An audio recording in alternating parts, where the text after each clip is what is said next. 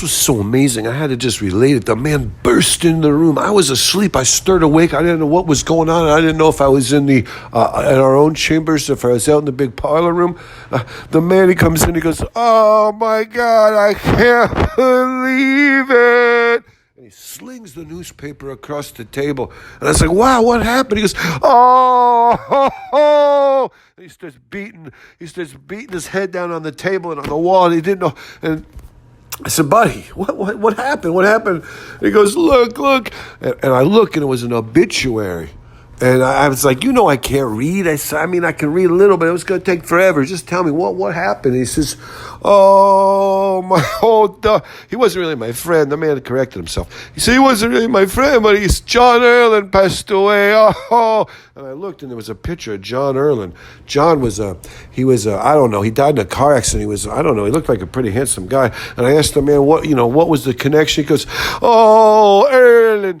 Erlinn was this big strapping guy. He was like 6'4", 230 pounds. He had like a pubic head of hair. It was weird. It looked like a woolly, like a sheep or something, But he was so powerful and strong, and he was like the leader. He was the inside linebacker on the football team. He went to college on the inside linebacker on the run. He was a fullback, and he was a tight end on offense. For basketball, he led him to a state champion. Well, they didn't win the state champion. We led him to the state championship game. Erlinn was the man, and everybody loved him. And we were all out in gym class, so we had kind of a weird kind of a gym class thing. Sometimes we had fly fishing, sometimes canoeing or archery.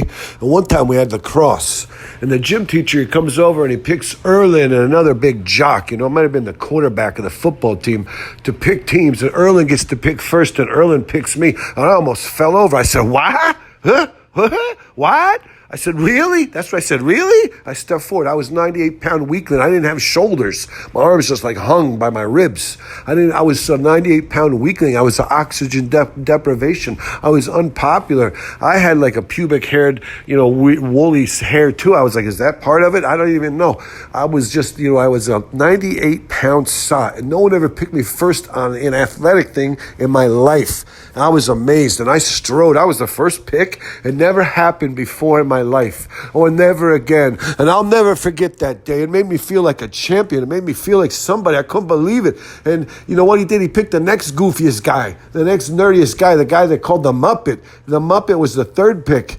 And then it went to fourth. The fifth pick was some other goofy. He had like an Adam's apple, a Charlie horse for Adam's apple. The seventh guy was like a Go Funny Eye guy. All the nerds and the dweebs and the weirdos, the people who never got picked, and all the cool guys were standing there. It was a reverse thing. All the weirdos got to feel what it was like to be picked first, and all the jocks and the superheroes, they got to feel what it would be like to be picked last.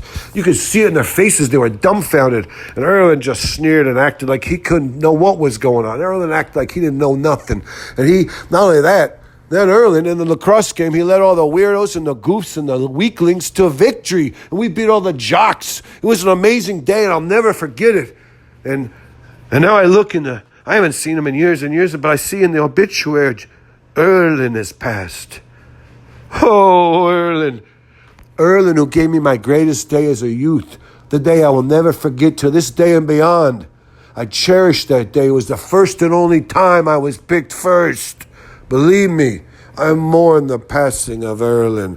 And I looked at the man and I said, "You should, my friend. It sounds to me as though you really should."